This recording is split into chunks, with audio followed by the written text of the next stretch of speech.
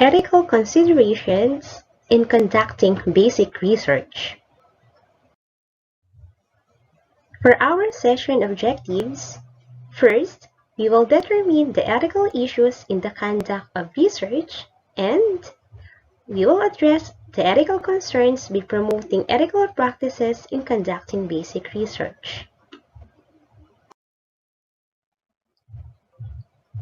As a researcher, we should be guided by the following question. What are the moral principles that I need to observe in the process of conducting my research? As a teacher researcher, I will deal on my learners as my respondents and or participants of my study. As a teacher researcher, I will deal on data that might contain personal information.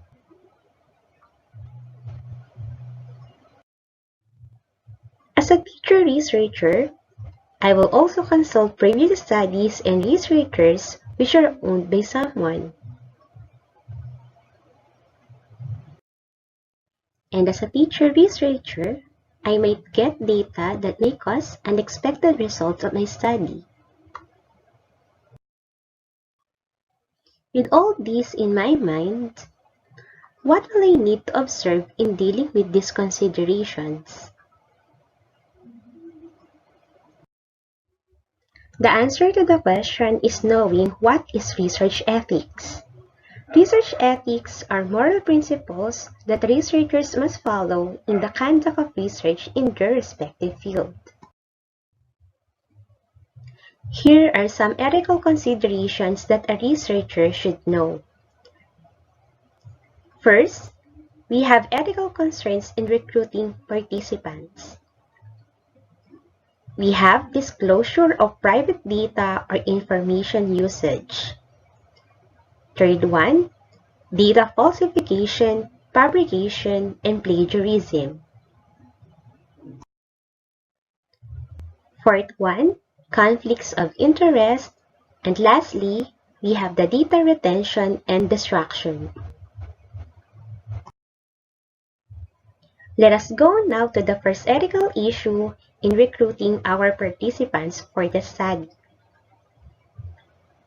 Researchers must be guided by the principles of autonomy, respect for persons, and the principle of beneficence that requires that researchers minimize the possible harm to participants while maximizing the benefits from the research. Autonomy is where researchers ask for consent and permission to the participants before conducting the study. Respect for persons includes treating the participants and colleagues fairly and take precautions with vulnerable populations. So we will discuss what are those vulnerable populations in our next slides. And lastly, the principle of beneficence states that the welfare of the participants along with the study should always be the priority of the researchers. Informed consent and debriefing is part of the principle of autonomy. What is informed consent? Informed consent is a contract in which the participant agrees to tolerate research procedures while the researcher guarantees the safety and well-being of the participants. The informed consent form should be an attachment in our research study, and the discussion about it will be provided in a separate training date. The final stage of the ongoing consent process is a debriefing, in which the participants is given an opportunity to discuss the findings of the study. This will provide them an information on which to be removed for personal reasons or for educational value. The second one is the use of deception. The use of deception occurs when researchers conduct research without fully informing the participants about the true purpose and nature of the study because it may affect the accuracy of the results. Deception is not ethical as a researcher. Participants should know the purpose, the objective, and to where the data should be used. Another thing to be considered among our participants is to avoid them from harm, including pain and suffering. Researchers should ensure that no harm will come to participants, and this may be manifested through physical harm, that includes psychological stress and feelings of having one's dignity, self-esteem, or self-efficacy compromised. Another one is the economic harm, where researchers impose the financial costs of the study to the participants. And lastly, we have the social harm. So as researchers, we should be aware of the negative effects of the study on our participants' interactions or relationship with others, including family members or friends. As a researcher, we need to also assess the risks and benefits of our study. Both the magnitude of the benefits to the participant and the potential scientific and social value of the research must also be considered. Let's go now to the vulnerable populations. A vulnerable population is a group of people that requires greater protection than normal against the potential risk of participating in research. As a teacher of the basic education, we have the following learners: kindergarten pupils, age 5 years old, elementary pupils from 6 to 11 years old, junior high school learners from 12 to 15 years old, and senior high school learners who are commonly in the age range of 16 to 17 years old. With this, all our learners are considered to be minors, or individuals under the legal age of consent. In this case, if we are going to recruit them as our participants or respondents of the study, we need to secure the assent form. The discussion of the assent form will be provided in a separate training date. We also need to be aware of the Department Order No. 40, Series of 2012, or the DepEd Child Protection Policy. Aside from the minors, we also have the minorities as part of the vulnerable population. We also have the trauma victims, or those who suffer from psychological and emotional distress. We also have individuals involved in crises just like war and disaster, and the individuals who are economically disadvantaged. We also need to consider the members of the LGBTQ+, and the special education learners, including learners with disability. All those mentioned groups are part of the vulnerable populations, and as researchers, we need to take precautionary measures in handling them. After knowing the ethical considerations in recruiting participants or respondents for our study, the next ethical consideration in conducting basic research is a disclosure of private data and information usage. There are cases wherein we're going to get sensitive information or personal data. In that case, we should be aware of the Data Privacy Act of 2012. So, Data Privacy Act of 2012 is a comprehensive and strict privacy legislation to protect the fundamental human right of privacy, of communication while ensuring free flow of information to promote innovation and growth. The Act also states that the collection of personal data must be a declared, specified, and legitimate purpose. and further provides that consent is required prior to the collection of all personal data. The next ethical consideration includes data fabrication, falsification, and plagiarism. Fabrication is making up results and recording or reporting them. Falsification is manipulating research materials, equipment or processes, results or words without giving appropriate credit. And plagiarism is appropriation of another person's ideas, processes, results, or words without giving appropriate credit. Manipulating data such as text, figures or numbers, and images to fit the research objectives and achieve researchers' bias is not ethically correct. In terms of plagiarism, we could avoid it by observing proper citations in our manuscript. Both our basic research and action research follows the APA 7th edition citation guide. The discussion of the APA 7th edition will be provided in a separate training date.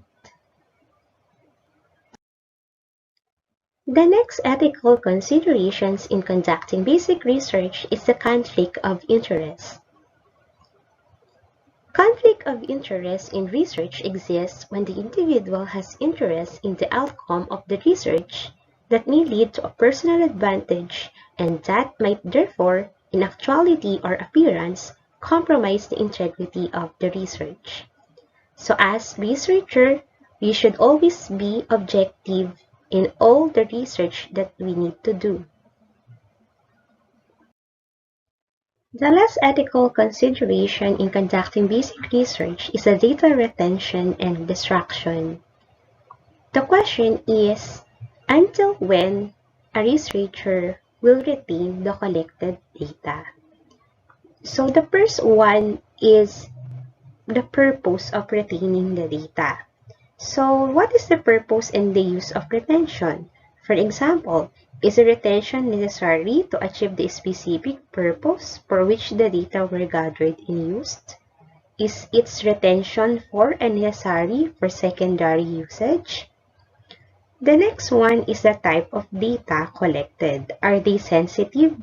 Are participants identifiable? And what is the effect of the participants in the conservation of the data? Third one is the nature of research under review. Does your research require the retention of data for the continuity of scientific research? Is it historical or is it statistical? Fourth one, informing the participants. Have the participants provided informed consent to the purposes, uses, and retention of the data collected? Are they informed about any potential or secondary use of such data? Next, access to data. Who is authorized to have access to the data and how will access be managed? For the data storage security and protection, will the data obtained be stored securely and protected with all the precautions appropriate to the sensitivity of the data? And the last one, confidentiality and anonymity of data. Have the researchers taken appropriate measures to preserve anonymity, consistent with the presumption that anonymity accords with the privacy preference of participants? So those are the questions that we need to answer for us to decide whether we're going to retain the data or not.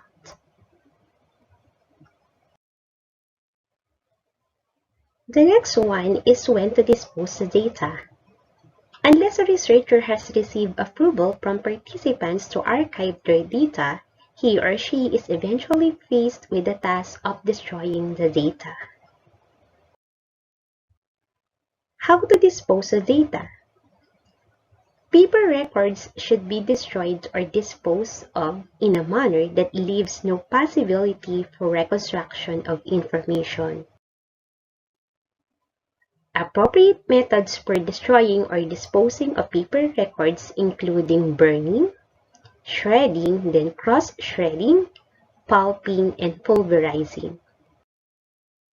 In cases of audio and video records, it should also be deleted. However, considerations on digital reformatting for permanent deletion is to be looked upon. After knowing all the ethical considerations in conducting the basic research, the last question is, when do we practice ethics in research? The answer is, we observe ethics along the whole process of conducting the basic research, and this includes the before phase, during phase, and after phase.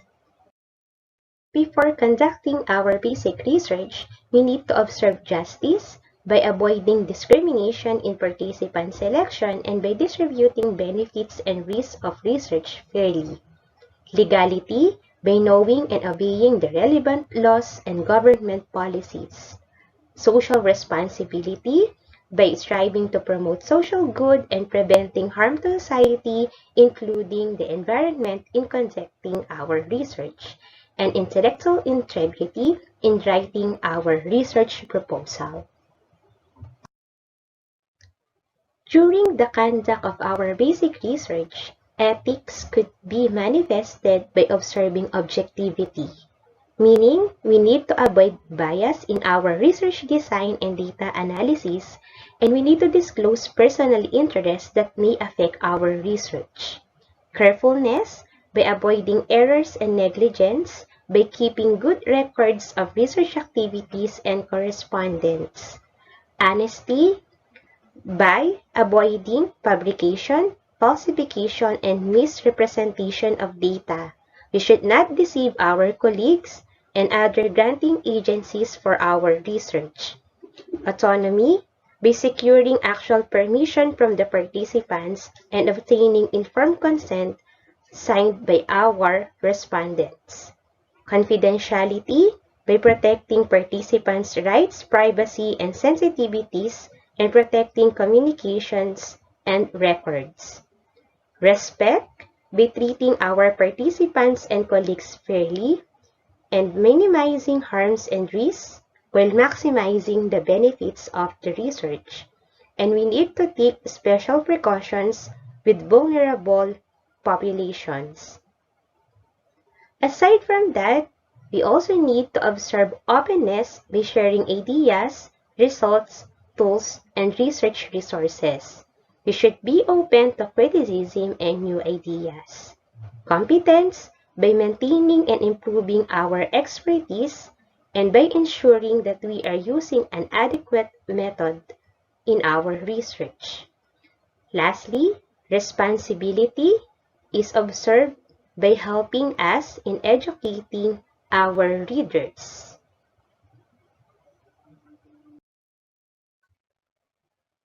After conducting the basic research, we should ensure honesty and clarity in reporting the results of the study as part of transparency.